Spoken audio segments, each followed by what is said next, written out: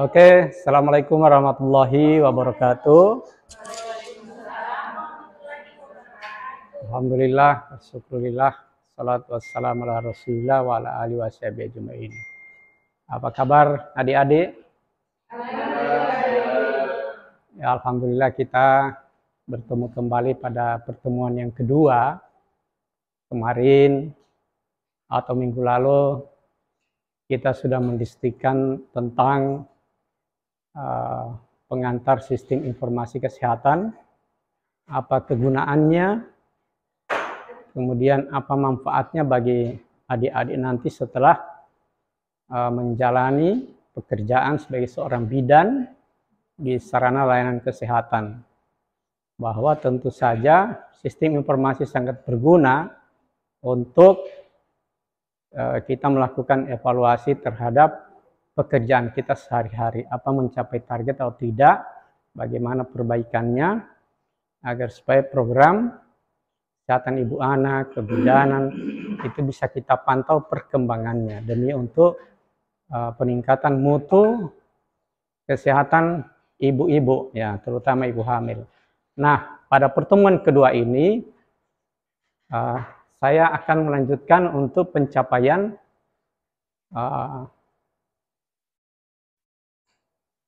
pembelajaran mata kuliah sub CPMK yang kedua, yaitu bagaimana kita memanage data, ya, melakukan analisis dan interpretasi, serta bagaimana kita melakukan analisis untuk membuat rencana perbaikan, ya, terhadap masalah yang kita temukan setelah kita melakukan analisis data. Nah, kita pindah.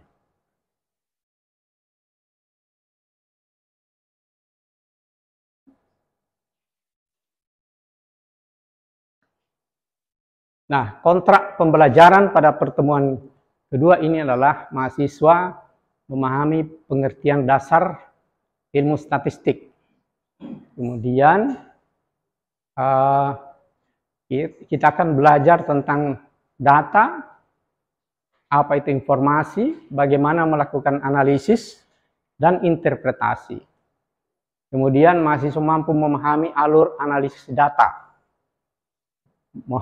Mahasiswa mampu melakukan analisis data menjadi informasi. Kemarin kita sudah belajar apa perbedaan data dan informasi. Kemudian mahasiswa mampu menyusun rencana perbaikan berdasarkan hasil analisis data. Nah, adik-adik, ini sekilas tentang statistik, ya. Nah, statistik adalah ilmu yang mempelajari tentang seluk-beluk data, yaitu bagaimana mengumpulkan, mengolah, menganalisis, menafsirkan atau menginterpretasi, dan bagaimana menarik kesimpulan dari data yang sudah kita analisis. Nah, statistik kesehatan, kita ketahui bahwa statistik yang diterapkan atau digunakan dalam bidang pelayanan kesehatan. Nah, statistik yang digunakan dalam bidang pelayanan kesehatan bisa statistik yang sederhana sampai pada statistik yang memerlukan pemahaman yang lebih tinggi. Nah, di dalam pelayanan kesehatan, adik-adik cukup mengetahui bagaimana melakukan analisa-analisa statistik yang sederhana. Misalnya menghitung proporsi, kemudian kita bisa menghitung sebab akibat. Nah, di dalam pelayanan kesehatan, statistik yang menggunakan dan mengolah sumber data dari pelayanan kesehatan tujuannya untuk menghasilkan informasi. Kita sudah ketahui bahwa data, kalau sudah kita olah, dia akan berubah menjadi informasi. Fakta dan pengetahuan berkaitan dengan pelayanan kesehatan di berbagai fasilitas pelayanan kesehatan. statistik yang menggunakan dan mengolah sumber data dari pelayanan kesehatan untuk menghasilkan informasi, fakta. Peran statistik dalam kesehatan, yang pertama mengetahui jumlah kunjungan pasien.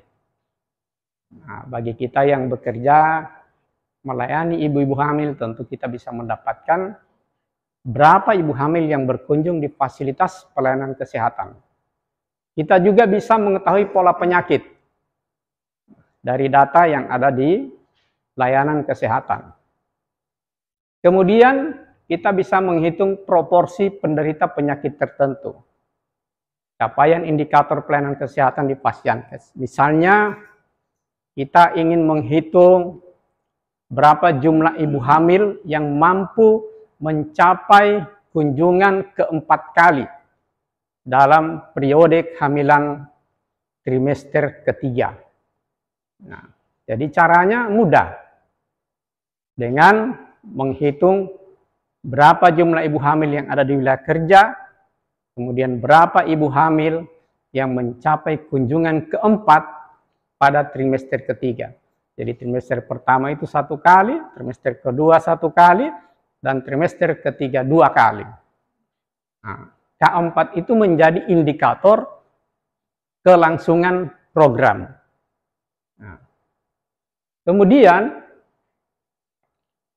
melakukan analisis masalah kesehatan dan merencanakan perbaikan strategi ke depan.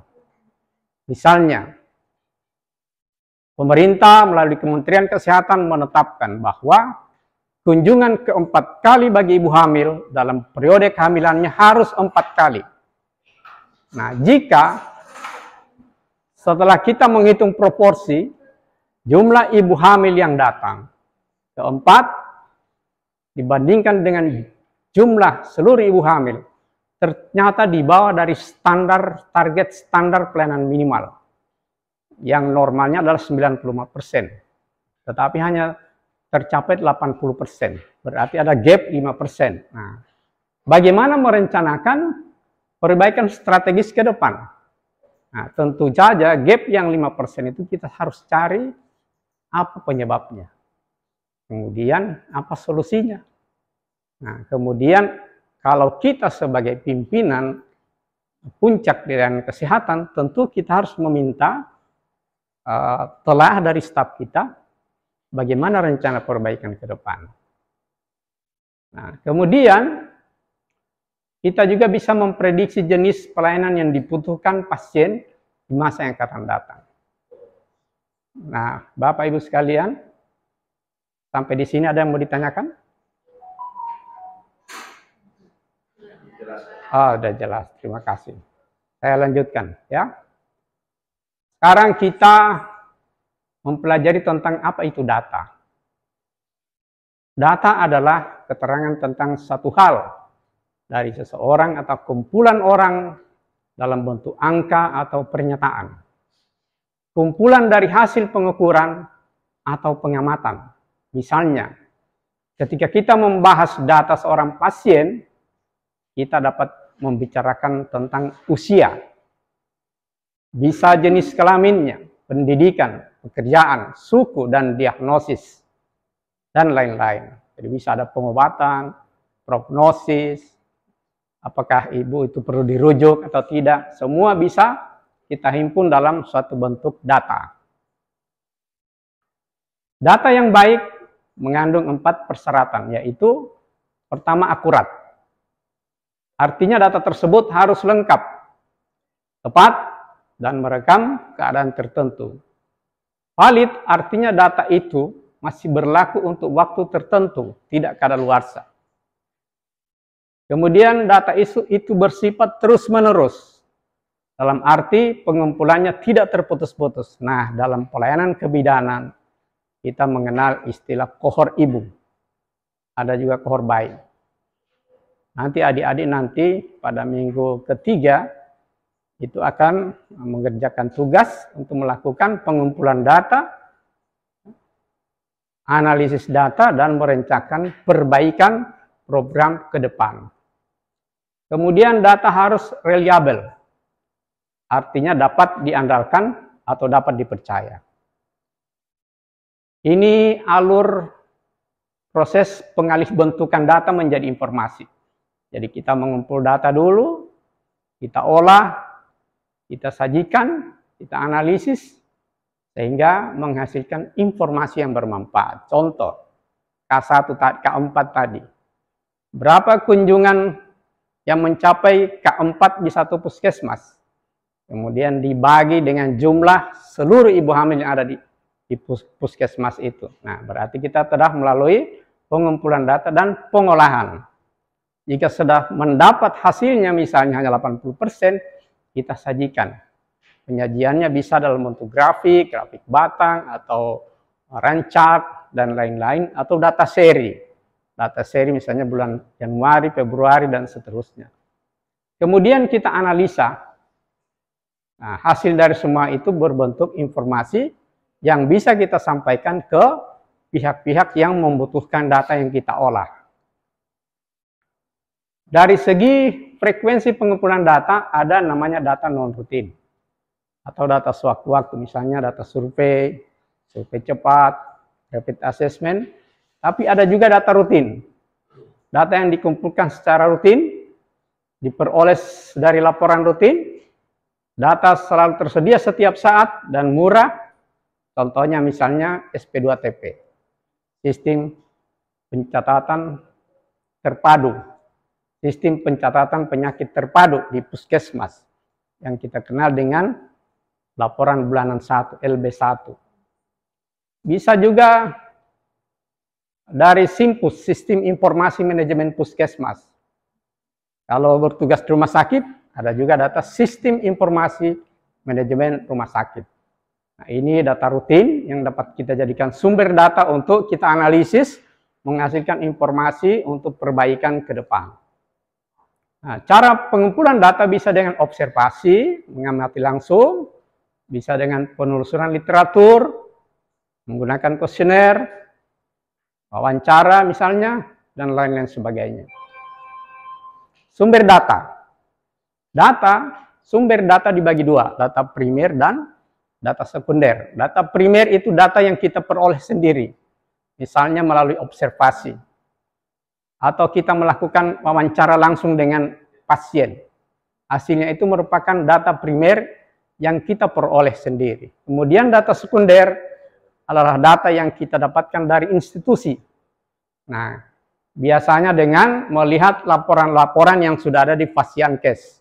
Misalnya kita ingin melihat bagaimana capaian program KIAKB di satu puskesmas, bagaimana kita melihat laporan penggunaan obat, atau data surveillance epidemiologi, pengamatan penyakit menular yang berkesinambungan setiap waktu.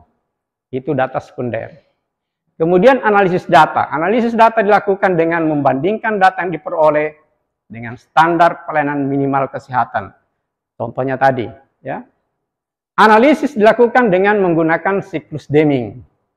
Adik-adik sudah tahu bahwa Deming itu adalah seorang profesor ahli statistik yang dikirim oleh Amerika ke Jepang untuk memperbaiki Jepang yang porak-poranda akibat bom Hiroshima dan Nagasaki.